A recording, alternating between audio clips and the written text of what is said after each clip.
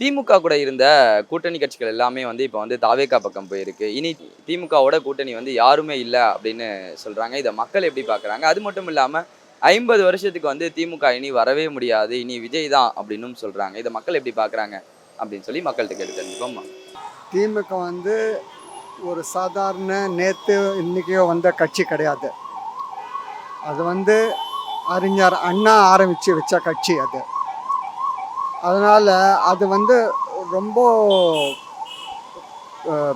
பெரிய லெவலில் அவங்க இருக்கிறாங்க. அவங்க தனியாக இப்போ இருக்கிற மாதிரி தெரியலாம். ஆனால் அடுத்த எலெக்ஷன் வரும்போதோ இல்லை வேறு ஏதாவது அவசியம் ஏற்படும் போதோ அவங்களுடைய தேவை வந்து மற்றவங்களுக்கு தெரிய வரும். கண்டிப்பாக வந்து அப்போ வந்து கெஞ்சுவாங்க மற்றவங்க எல்லாம். அப்போ வந்து கெஞ்ச வேண்டிய ஒரு நிலைமை வரும். திமுக சாதாரண கட்சின்னு யாரும் நினைக்க வேணாம்.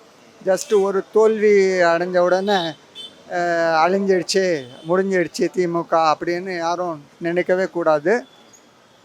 திமுக வந்து ரொம்ப டீப் தமிழ்நாட்டுக்காக செஞ்சுருக்கிறாங்க, ரொம்ப செஞ்சுருக்கிறாங்க.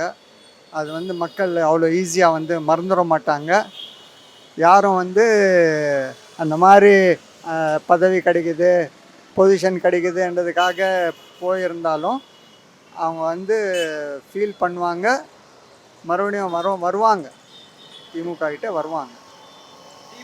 இன்று மதியம் நியூஸோட இயக்குனர் பாக்கியராஜ் அவர்கள் இறந்து போனது பிறகு இவருடைய நியூஸு வந்து பிரேக்கிங் நியூஸு லைவ் நியூஸுண்டு மதிமுக வெளியேறிவிட்டது திமுக கூட்டணியில் இருந்து அப்படி என்று பிரபலியமாக நியூஸை போட்டு கொண்டு இருந்தார்கள். செய்தியை பார்த்தேன். திராவிட முன்னேற்ற கழகம் 50-60 வருஷ காலத்திலேயும் எல்லாத்தையும் சந்திச்சிருக்கிறது. தோல்வியையும் கண்டிருக்கிறது, வெற்றியும் கண்டிருக்கிறது. திராவிட முன்னேற்ற கழகம் கூட்டணி கட்சிகளுக்கு அதோட அங்கீகாரத்தை எப்போதுமே வந்து வழங்கி கொண்டு இருக்கிறது. திராவிட முன்னேற்ற கழகத்திலிருந்து வெளியே போனவங்க வந்து இதுவரையும் வந்து அவங்க நஷ்டப்பட்டு தான் இருக்கிறார்களோச்சு. அவங்க திரும்ப வந்திருக்கிறார் திராவிட முன்னேற்ற கழகத்துக்கு. அண்ணா திராவிட முன்னேற்ற கழகம் மாதிரிலாம் கூட்டணியில் அவங்க வந்து இதாக நிலச்சி நின்றதுலாம் கிடையாது. திராவிட முன்னேற்ற கழகத்தில் அனைத்து கட்சிகளிலும் நிலைத்து நின்றுருக்கிறாங்க. அதை வச்சு தான் அவங்களும் பேர் வாங்கியிருக்கிறாங்க, ஓட்டு வாங்கியிருக்கிறாங்க, சட்டமன்றத்துக்கு போயிருக்கிறாங்க. இதுதான் 50 வருட காலம் வந்து தேர்தலுடைய திராவிட முன்னேற்றங்களையும் உத்தி. அதை வந்து மறந்து கொண்டு திராவிட முன்னேற்றத்தில் நன்றியை மறந்து கொண்டு வெளியே போயிருக்கிறார்கள் தான் நம்ம சொல்லணும். அவங்க சொல்கிறதெல்லாம் அது நிரந்தரம் கிடையாது. இது வந்து 75 ஆண்டுகள் இயக்கம். இது நிரந்தரமாக இருக்கக்கூடியது. வருங்காலமாக ஃபினிக்ஸ் பறவை போல் திரும்பி திரும்பி எழுந்து வரும். 13 ஆண்டு காலம் எம்ஜிஆர் இருக்கும்போதே வென்று வந்த இயக்கம் இது. அதே மாதிரி இன்றும் வென்று கண்டிப்பாக வரும். அடுத்தது திமுக தான் ஆட்சிக்கு வரும். ஏன்னா இன்னைக்குள்ள சூழ்நிலையில் இந்த ஆட்சியுடைய சாயம் வெளுத்து போச்சு. நாளுக்கு நாள் இந்த ஆட்சியுடைய வெறுப்பை மக்கள் ஆரம்பிச்சிட்டாங்க. அதனால் திரும்பவும் திமுக தான் வர்றதுக்கு வாய்ப்பு இருக்குது. போனவங்களாம் திரும்ப வர்றதுக்கும் வாய்ப்பு இருக்குது. ஆனால் வந்தால் அவங்களெல்லாம் சேர்த்துக்கலாமா வேணாமான்றது தொண்டர்கள்லாம் ரொம்ப வேதனைப்படுறாங்க. தொண்டர்கள்லாம் தனியாக நிற்போம், தனித்தே நின்று நாம் நிரூபிப்போம், ஆட்சி அமைப்போம்னு சொல்கிறாங்க. இது திமுக உறுதியாக இருக்குது. இது எப்படி பார்க்குறதுன்றா வந்து நிலச்சி நிற்கிறது திமுக தான். இது வந்து கனவு மாதிரி. இந்த ஆட்சி இருக்கிற கனவு மாதிரி என்னைக்கு என்றாலும் கலையலாம். நிலச்சி நிற்கிறது திமுக தான் நிலச்சி நிற்கும். சரியா? அந்த ஒரு விளையாட்டு பையன் பொம்மை கொடுத்த கதையாக தான் இருக்குது. குரங்கு கையில் பூமாலையை கொடுத்த கதை. குரங்கு கையில் பூமாலையை கொடுத்தா என்ன செய்யும்? பிச்சு பிச்சு போடும். அதுக்கு பூமாலான்னு தெரியாது. அதே மாதிரி தான் இந்த ஆட்சி நடக்கிறது. இது டெம்பரரிங்க. இது பர்மனெண்ட் கிடையாது.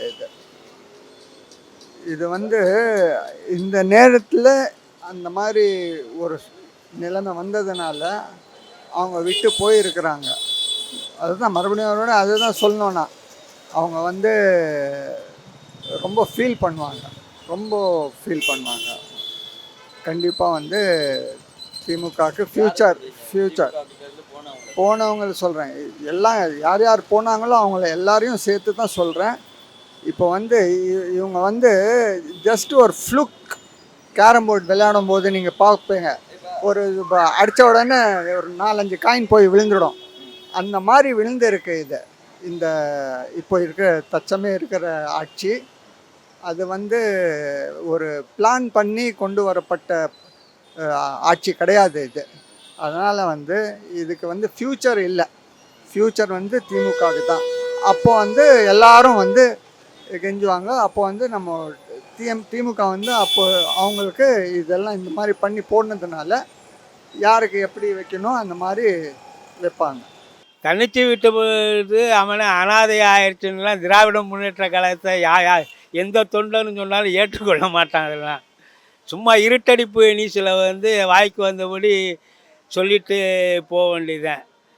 திராவிட முன்னேற்ற கழகத்தில் உள்ள உடன்பிறப்புகள், கழக தொண்டர்கள்,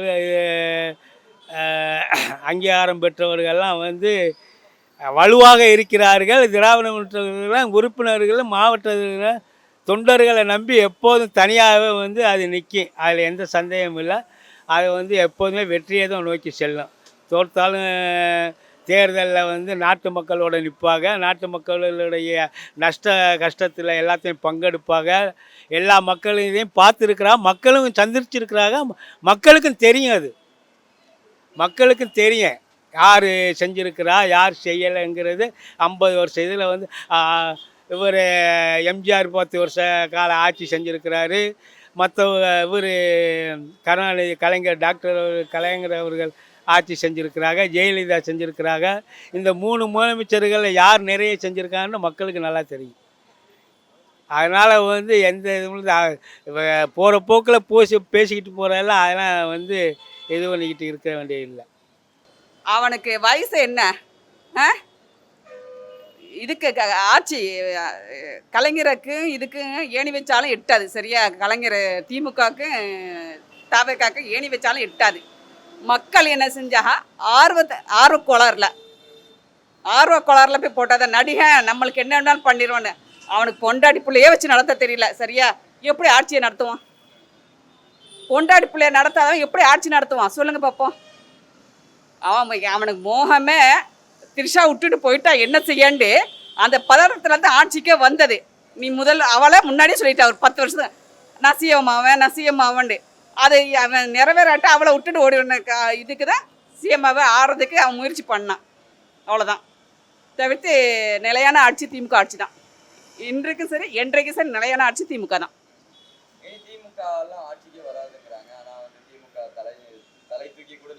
அதை சொன்னேன், எங்கள் தலைவரை பற்றி தெரியல, இனிமேல் தெரியுவாங்க. அசால்ட்டாக இருந்து கரெக்டாக அதை செயல்படுத்துவார். எங்கள் தலைவரை பற்றி ஒரு சிரிப்புலையே தெரியும் அவர் எப்படி இது பண்ணுவார். இன்னைக்கு அவர் சொன்னது நடந்துக்கிட்டே இருக்குது. தவிர்த்து அந்த ஆள் அதான் சொன்னேன், ஒரு பிள்ளையார் மட்டும் தான் வந்து உட்காந்துக்கிற சிஎம் ஒரு பிள்ளையாரை தான், பொம்மை தான். அப்படியெல்லாம் சொல்ல முடியாதுங்க. அது ஏன்னா பழைய கட்சி இல்லை. ஏன்னா டிஎம்கே வந்து பார்த்தீங்கன்னா எம்ஜிஆர் காலத்துலேருந்து பார்த்தீங்கன்னா வந்து இப்படி தான் சொல்லியிருந்தாங்க, டிஎம்கே வராது அவ்வளோதான் அப்படின்னு சொல்லிட்டு. ஆனால் டிஎம்கே வந்து அவ்வளோ சீக்கிரமாக வந்து இது பண்ண கண்டிப்பாக வரும். ஆனால் எதிர்கட்சியாக வரலாம். ஆனால் டிவிக்கே நல்லா பண்ணிட்டு இருக்காங்க ஓரளவுக்கு.